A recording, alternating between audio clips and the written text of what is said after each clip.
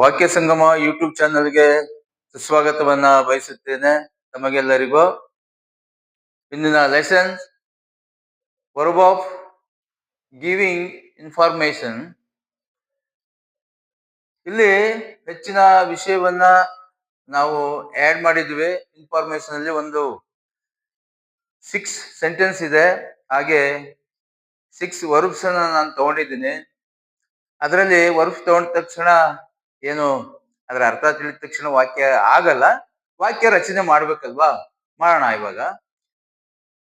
You should inform the police of the accident. ಇಲ್ಲಿ inform ಅಂದ್ರೆ ಏನು ಹೇಳ್ತಕ್ಕಂಥದ್ದು, ಅಧಿಕೃತವಾಗಿ ಪ್ರಕಟಪಡಿಸೋದು, ಯಾರಿಗಾದ್ರೂ ನಾವು ಅದನ್ನ ಹೇಳ್ಕೊಳ್ತಕ್ಕಂಥದ್ದು, ಅದನ್ನ ಹೇಳ್ತದೆ. You should inform the police of the accident. ಇಲ್ಲಿ ಪೊಲೀಸ್ಗೆ ಆಕ್ಸಿಡೆಂಟ್ ಬಗ್ಗೆ ಹೇಳಬೇಕು, ಅವ್ರಿಗೆ ತಿಳಿಯಪಡಿಸ್ಬೇಕು ಎಂಬ ಅರ್ಥವನ್ನ ಇಲ್ಲಿ ಈ ವಾಕ್ಯ ಕೊಡ್ತಾ ಇದೆ. ನಾನಿಲ್ಲಿ ಕನ್ನಡದಲ್ಲಿ ಅರ್ಥಗಳನ್ನ ಬರೆಯೋದಿಕ್ಕೆ ಈ ಬೋರ್ಡ್ ಸ್ವಲ್ಪ ಸ್ಮಾಲ್ ಸೈಜ್ ಅಲ್ಲಿ ಇರೋದ್ರಿಂದ ನಾನು ಬರೆಯಕ್ಕಾಗಿಲ್ಲ. ಅದು ನಾಳೆ ನಾವು ಅದನ್ನ ಒಂದು ರೀತಿ ಬೇರೆ ರೀತಿಯಲ್ಲಿ ಪರಿವರ್ತನೆ ಮಾಡೋಣ ಅಂತ ಇದ್ವಿ. ಹಾಗೆ ಇವಾಗ ತಾವು ನಮ್ಮ ಜೊತೆಯಲ್ಲಿ ಸ್ವಲ್ಪ ಸಹಕರಿಸಿ. ಎರಡನೇ ವಾಕ್ಯ, it was difficult to persuade brother to change his mind. ಈ ಪರ್ಸುವೇಡ್ ಅನ್ನೋ ಒಂದು ವಾಕ್ಯವನ್ನ ನೀವು ತಗೊಳ್ಳಿ. ಇಲ್ಲಿ ಡಿಫಿಕಲ್ಟ್ ಅಂದ್ರೆ ಏನು ಗೊತ್ತಿದೆ ಅಂತ ಅನಿಸ್ತದೆ ನಿಮ್ಗೆ. ಇಲ್ಲಿ ಬ್ರದರ್ನ ಆತನ ಮೈಂಡ್ ಅನ್ನ ಪರಿವರ್ತಿಸೋದು ಅಂದ್ರೆ ತುಂಬಾ ಕಷ್ಟ. ಅವನನ್ನೆಲ್ಲ ಅನ್ಕೊಂಡಿರ್ತಾನೆ, ಏನು ಅನ್ಕೊಂಡಿರ್ತಾನೆ ಅದನ್ನೇ ಮಾಡ್ತಾನೆ ಎಂಬ ಅರ್ಥದಲ್ಲಿ ಇರುತ್ತೆ. ಅದನ್ನ ನಾವು ಈ ರೀತಿ ಅರ್ಥ ಮಾಡ್ಕೋಬಹುದು ಅಷ್ಟೇ. It was difficult to persuade brothers to change his mind. ಅವನ ಮನಸ್ಸನ್ನ ಬದಲಾಯಿಸೋದಿಕ್ಕೆ ಒಪ್ಪಿಸೋದು ತುಂಬಾ ಕಷ್ಟ ಎಂಬ ನಿಖರವಾದ ಅರ್ಥ ಇದು. Mother reminded the children to wash their hands. ತಾಯಿ ಏನನ್ನ ಹೇಳಿದ್ರು ಅಂತ ನಾವು ಕ್ವಶನ್ ಮಾಡಿದ್ರೆ, ತಮ್ಮ ಮಕ್ಕಳಿಗೆ ಮಕ್ಕಳನ್ನ ನಿಮ್ಮ ಕೈಗಳನ್ನ ಸ್ವಚ್ಛ ಮಾಡ್ಕೊಳ್ಳಿ ಅನ್ನೋದನ್ನ ನೆನಪಿಸಿದ್ರು, ಹೇಳಿದ್ರು ಅಂತ ಅರ್ಥ ಇಲ್ಲಿ ಬರ್ತಾ ಇದೆ. This white T shirt really shows the dirt. ಈಗ ನಾವು ಯಾವುದೋ ಒಂದು ವೇರ್ ಮಾಡಿರ್ತೀವಿ ಶರ್ಟ್ ಅನ್ನ, ಅದು ಬಣ್ಣ ಬಿಳಿದಾಗಿದ್ದಾಗ ಅದೇನಾಗುತ್ತೆ ಅನ್ನೋ ಅರ್ಥ ಇಲ್ಲಿದೆ. ಅದು ರಿಯಲಿ ಅದು ಕೊಳೆಯಾಗಿ ನಮಗೆ ಕಾಣಿಸ್ಕೊಳ್ತದೆ ಎಂಬ ಅರ್ಥವನ್ನ ಹೇಳ್ತಾ ಇದ್ದಾರೆ. ಇವಾಗ ಈ ಬಿಳಿ ಟೀ ಶರ್ಟ್ ಇದೆಯಲ್ಲ, ಅದು ರಿಯಲಿ ಶೋಸ್ ದ ಡರ್ಟ್. ಏನ್ ತೋರಿಸ್ತದೆ? ಅದು ಕೊಳೆ ಆಗಿದ್ದನ್ನ ತೋರಿಸ್ಕೊತಾ ಇದೆ ಅನ್ನೋ ಅರ್ಥವನ್ನ ಈ ವಾಕ್ಯ ಕೊಡ್ತಾ ಇದೆ. Friend told me is address but I have forgotten it. ಈಗ ಮೈ ಫ್ರೆಂಡ್ ಅಂತಾನು ಹಾಕ್ಬೋದು, ಯುವರ್ ಫ್ರೆಂಡ್ ಅಂತ ಬೇಕಾದ್ರೂ ಹಾಕೋಬೋದಲ್ವಾ? ಇಲ್ಲಿ ಫ್ರೆಂಡ್ ಅಷ್ಟೇ ನಾನು ತಗೊಂಡಿದ್ದೀನಿ. Friend told me is address but I haven't forgotten. ನನ್ನ ಸ್ನೇಹಿತ ತನ್ನ ವಿಳಾಸವನ್ನ ಹೇಳಿದ, ಆದ್ರೆ ನಾನು ಅದನ್ನ ಮರೆತೆ ಎಂಬ ಅರ್ಥದಲ್ಲಿ 5ನೇ ಸೆಂಟೆನ್ಸ್ ಇದೆ. ಈ 6ನೇ ಸೆಂಟೆನ್ಸ್ಗೆ ನಾವು ಬರ್ತಾ ಇದ್ದೀವಿ. Coach is teaching us tennis.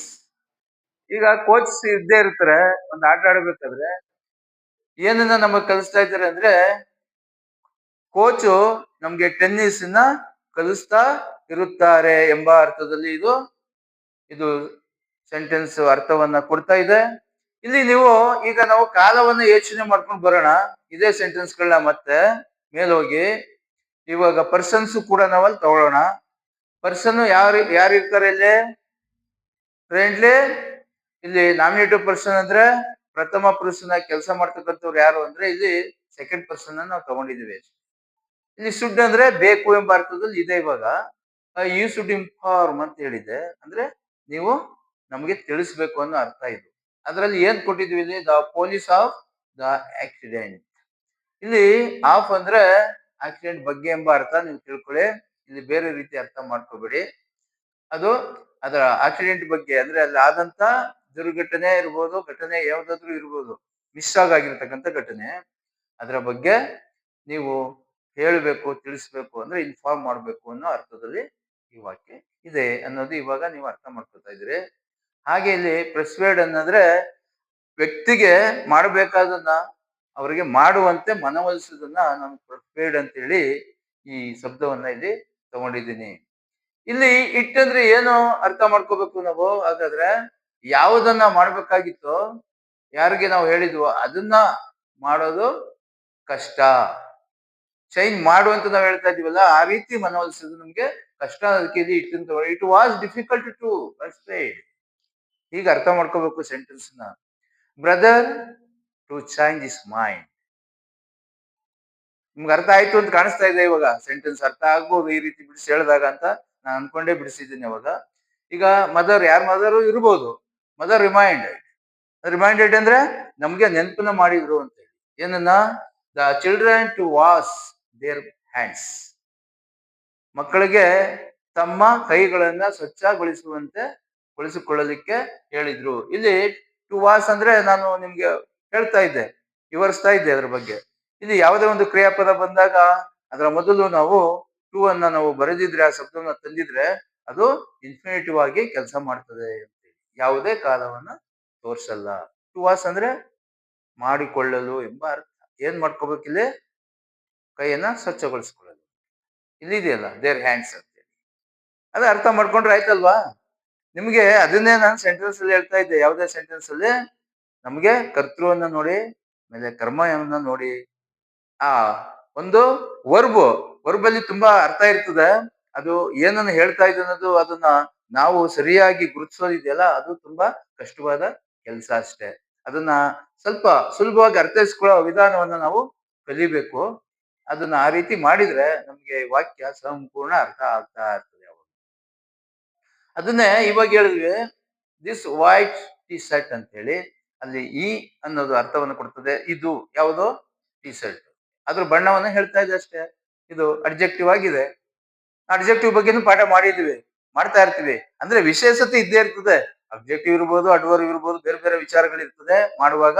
ಆದ್ರೆ ವಾಕ್ಯಗಳಲ್ಲಿ ಎಲ್ಲವನ್ನು ನಾನು ಬಳಕೆ ಮಾಡಿರ್ತೀನಿ. ಆದ್ರೆ this white T shirt, really ಅನ್ನೋದೇ ಅಡ್ವರ್ಬ್. ಅರ್ಥ ಆಗ್ಲಿಲ್ವಾ ಇವಾಗ? ರಿಯಲಿ ಅಂದ್ರೆ ನಿಜವಾಗಿ, ಖಚಿತವಾಗಿ ಅನ್ನೋ ಅರ್ಥವನ್ನು ಹೇಳ್ತದೆ. Sauce the that. ರಿಯಲಿ ಏನ್ ತೋರಿಸ್ತಾ ಇದೆ? ನಿಜವಾಗಿ ಅದು ವೈಟ್ ಶರ್ಟ್ ನಮ್ಗೆ ಕೊಳೆ ಆಗಿರೋದನ್ನ ತೋರಿಸ್ಕೊತದೆ ಅನ್ನೋ ಅರ್ಥವನ್ನ ಇಲ್ಲಿ ತಂದಿದ್ದೀನಿ. ಮತ್ತೆ ಇನ್ನೊಂದು ರೀತಿ ಸ್ವಲ್ಪ ಅರ್ಥ ಆಗಿರ್ಬೋದು. ಇವಾಗ ನಾನು ವಿವರಿಸ್ತಾ ಹೋದಾಗ ಅದ ಹೆಚ್ಚು ಹೆಚ್ಚು ವಿಧಾನಗಳಲ್ಲಿ ವಿವರಿಸ್ತಾ ಇರ್ತೀನಿ. ಅರ್ಥ ಎಲ್ಲೂ ಕೆಟ್ಟಿರೋದಿಲ್ಲ. ಅರ್ಥ ಕೆಡದಂತೆ ವಿವರಿಸದೆ ಅದರ ಒಂದು ಏನು ನಾವು ಟ್ರಾನ್ಸ್ಲೇಟ್ ಅಂತ ಏನ್ ಹೇಳ್ತೀವಿ, ತರ್ಜುಮೆ ಮಾಡ್ತಕ್ಕಂಥ ವಿಧಾನ, ಅದು ಒಳ್ಳೆಯ ರೀತಿಯಲ್ಲಿ ನಾವು ಮಾಡಬೇಕು ಅನ್ನೋದೇ ಇಲ್ಲಿ ನಮ್ಮ ಮೊದಲು. ಇಂಗ್ಲಿಷನ್ನ ಕನ್ನಡದವರು ಇಂಗ್ಲಿಷ್ ಕಲಿಯೋದಿಕ್ಕೆ, ಇಲ್ಲ ಇಂಗ್ಲಿಷ್ನವರು ಕನ್ನಡವನ್ನ ಕಲಿಯೋಕೆ ಒಂದು ವಿಧಾನ ಅಷ್ಟೇ ಇದು. ಇದು ನಾವು ಮಾತಾಡ್ಬೇಕು ಅಂದ್ರೆ ಪ್ರತಿಯೊಬ್ಬರು ಭಾಷೆ ಇರುತ್ತೆ. ಹೊರಗಡೆ ಹೋದ್ರೆ ಇವತ್ತೆಲ್ಲ ಅದು ಬೇರೆ ಹೊರದೇಶದ ಲ್ಯಾಂಗ್ವೇಜ್ ಆದ್ರೂ ಕೂಡ ಅದು ವ್ಯಾವಹಾರಿಕ ಭಾಷೆಯಾಗಿ ಇವತ್ತು ಇಲ್ಲಿ ನಮ್ಮ ಭಾರತದಲ್ಲಿ ಉಳ್ಕೊಂಡ್ಬಿಟ್ಟಿದೆ. ನಾವು ವಿವಿಧತೆಯಲ್ಲಿ ಇದ್ದೀವಿ, ವಿವಿಧ ಭಾಷೆಗಳಲ್ಲಿ ಇದ್ರೂ ಕೂಡ ಇಂಗ್ಲಿಷ್ ಬಹಳ ಮುಖ್ಯ ಆಗಿರೋದ್ರಿಂದ ಇಂಗ್ಲಿಷ್ ಅನ್ನ ನಾನು ಕಲಿಸ್ಬೇಕು.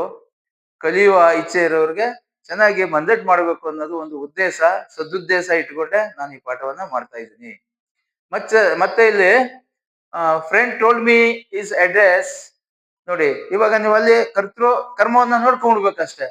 ಅದೇನು ಏನ್ ಹೇಳ್ತಾ ಇದೆ ಇವಾಗ? Friend told me is address, ಅವನ ಅಡ್ರೆಸ್ ನಮ್ಗೆ ಹೇಳ್ದ ಅಷ್ಟೇ. ಆದ್ರೆ ಏನಾಗಿದೆ ಇಲ್ಲಿ? ಐ ಹ್ಯಾವ್ ಫರ್ಗಟನ್ ಅಲ್ವಾ? ಅಂದ್ರೆ ಮರ್ತಿದ್ವಿ. ಇಲ್ಲಿ ಫರ್ಗಟ್ ಅಂದ್ರೆ ಮರೆಯೋದು. ಫರ್ಗಟನ್ ಇಟ್ಟು ಅವ್ನು ಹೇಳಿದ್ದನ್ನ ನಾನು ಮರ್ತೆ, ಇಲ್ಲ ಬರ್ಕೊಂಡಿಲ್ಲ ಎಂಬ ಅರ್ಥವನ್ನಿದೆ. ಇಲ್ಲಿ coach is teaching as tennis. ಈಗ ಒಂದು ಆಟ ಇದೆ, ಆಟವನ್ನ ನಮ್ಗೆ ಕೋಚ್ ಏನ್ ಮಾಡ್ತಾ ಇದ್ರೆ, ಇಲ್ಲಿ ವರ್ತಮಾನದಲ್ಲಿ ಕಂಟಿನ್ಯೂಸ್ ಟೆನ್ಸ್ ಇದೆ, ಪ್ರೆಸೆಂಟ್ ಟೆನ್ಸ್ ಅಲ್ಲಿ ಕಲಿಸ್ತಾ ಇರ್ತಾರೆ ಎಂಬ ಅರ್ಥವನ್ನ ನಾನು ಇಲ್ಲಿ ಕೊಟ್ಟಿದ್ದೀನಿ. ಇವತ್ತಿನ ಪಾಠ ಮುಗಿತಾ ಇದೆ.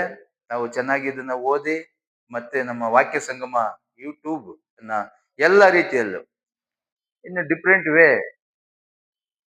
you should support me.